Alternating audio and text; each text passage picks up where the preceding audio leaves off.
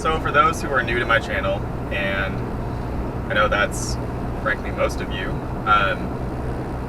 I was involved in a pretty significant crash on my birthday in December of 2016 in a truck very similar to this one. It was a 2016 Ram that I purchased in November of 2015. So about 13 months after making my first ever new vehicle purchase, I totaled my truck and found myself kind of in the market again.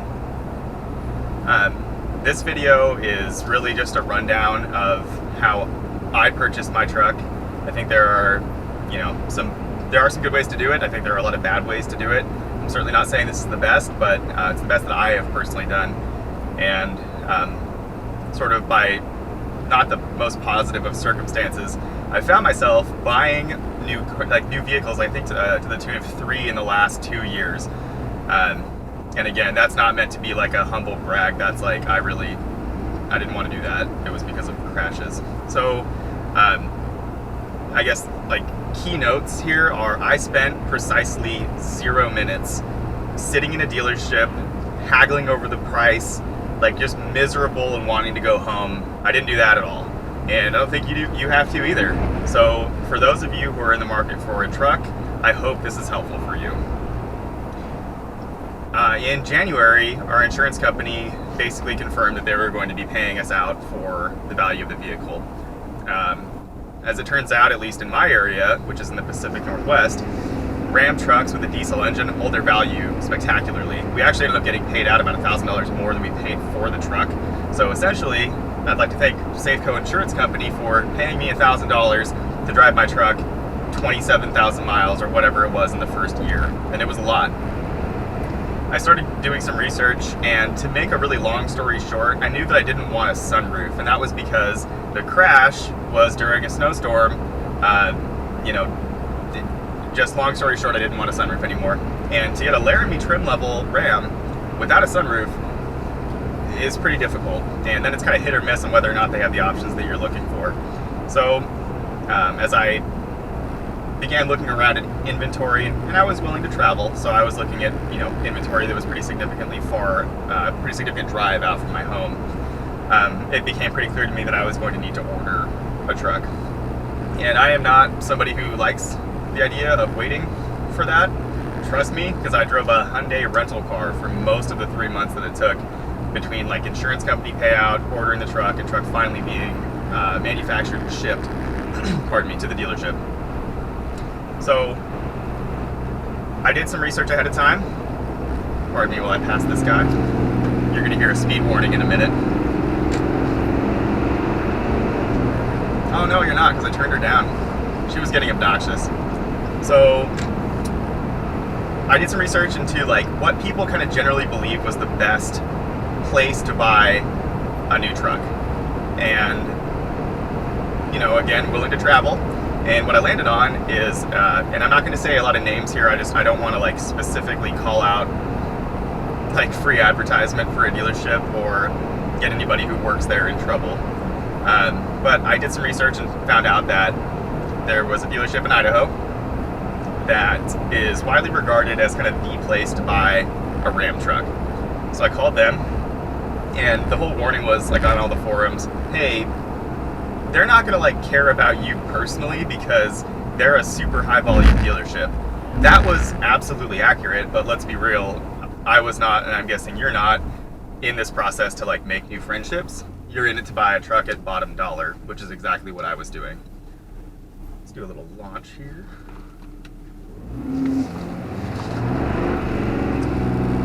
Yeah, God, I love this truck. All right. So I contacted the dealership and basically said, hey, I want a Laramie trim level 2500 with a Cummins diesel engine. And the guy's like, and I go, I don't want a sunroof. And the guy's like, you're gonna have to order it. I said, okay. So I went through the process of like going through and checking off the boxes that I did want, and took probably 15 minutes, that's all, to go through all the options. And he said, let me talk to my sales guy, and I'll get back to you, or my finance guy, and I'll get back to you about what price I can do for this truck. I said, perfect. He called me back about 5 minutes later and told me the price that he could do. which was significantly less than MSRP. I requested politely, hey, could you please send me something that shows the options I selected and the price that you can do in writing? He agreed to do that because my whole justification was I need to talk about this with my wife, and she's a bit of a skeptic and so am I, so if we have a price in writing, that's going to help us a lot more. Like, it'll help us be a lot more confident in this process. Despite the fact that we bought a new vehicle, we'd never bought one out of state before, and so looking at Idaho was like, okay, you know, other people do it, so it can't be like, this isn't like a scam, so obviously, like, we just need to do our due diligence here. He emailed me a copy of something called a price order confirmation sheet. That is basically like, sort of like your order for the truck that you want. It looks like this, and I'm gonna get that right in there and see if that shows everything.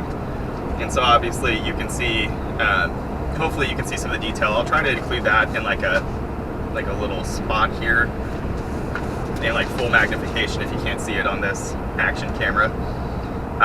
And that lists all of the options that I wanted. It lists like where it's going, who it's for, and then he wrote down on that the price. I had him write that down. I then took that document and used it to basically shop 30 different dealerships in Oregon, Washington, and Idaho. If you're not up for that level of like research, I totally get that. I had a lot of time because my insurance company took so long to write me what actually, you know, amounted to be a pretty substantial check as a result of totaling a truck that was a year old. Essentially, I sat on my couch drinking a beer and emailing dealers, like pitting them against each other from the comfort of my home. And you absolutely can do that too. The place that I'll just get this out of the way, the place I ultimately went is Lithia of Spokane. And I did that because the sales guy who I worked with, his name is Jason Sperber, was absolutely, out of the 30 people I talked to, the front runner in not being a douche. I mean, this guy wasn't shady, he wasn't cheesy, he didn't have a bunch of canned lines about what's it going to take for me to earn your business and things like that. Like, he just seemed pretty genuine, and I didn't feel like he was going to take me for a ride. Pardon the pun. They ended up beating the price from the, like, you know, from the supposed best dealership in Idaho by the tune of about $1,100.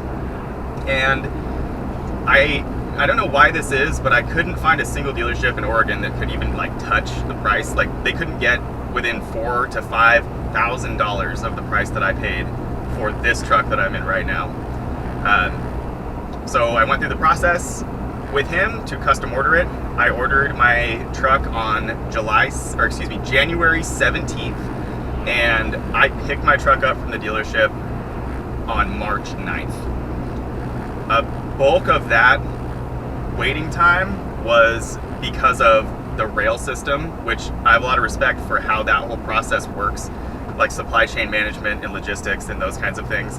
Like, I learned way more about that than I ever needed to, just because it's kind of interesting when you have like the world's coolest Amazon package on its way to you. So anyway, I don't want to make this video too terribly long, but I would really encourage you to not buy a vehicle off the lot. This whole like process of having dealerships and massive amounts of just sort of like sitting inventory is really very unique to the United States. Like, places such as like Europe, things like that, do not have that process. A majority of people order their vehicle, and I would speculate that a large part of that is because of the amount of room that we have here in the United States, and that's not necessarily the case in Europe. So I don't, go through the process. You still have to talk to salespeople, but it's nice to do it on sort of your terms. I much prefer haggling through email, and when you have a price in writing that, like, to be quite honest, I would have paid, it's pretty awesome to like see people trying to beat that. So for whatever it's worth, I would really encourage you to order your vehicle. Even if I hadn't needed a sunroof or needed no sunroof, I probably would have ended up going through with the custom ordering process as well. I mean, my name is literally printed on the window sticker. It is to my exact specifications, and if you guys want like a full feature list, I'd be happy to do that. But ultimately, like, it feels a lot more, and I mean no disrespect to my original truck because I feel like that truck saved my life, but it feels a lot more mine than the first one did. So I regret nothing about the process. I mean, my wife and I really feel like I think got the best deal we possibly could. And the dealership accidentally, like one of the dealerships accidentally sent me, it wasn't the one I went through, their pricing structure on the price order confirmation sheet. And that was outstanding because what I saw was we got better pricing than the employee price, friends and family pricing, and it was kind of mind-blowing to me. So I wish you the best of luck. I don't want to tell you like what I think a good deal is because honestly I think that fluctuates from month to month, but this is the process that I followed, and I think you will not be disappointed. If you have any questions, please leave them in the comment box below, and I will do my best to answer those. Thanks, guys.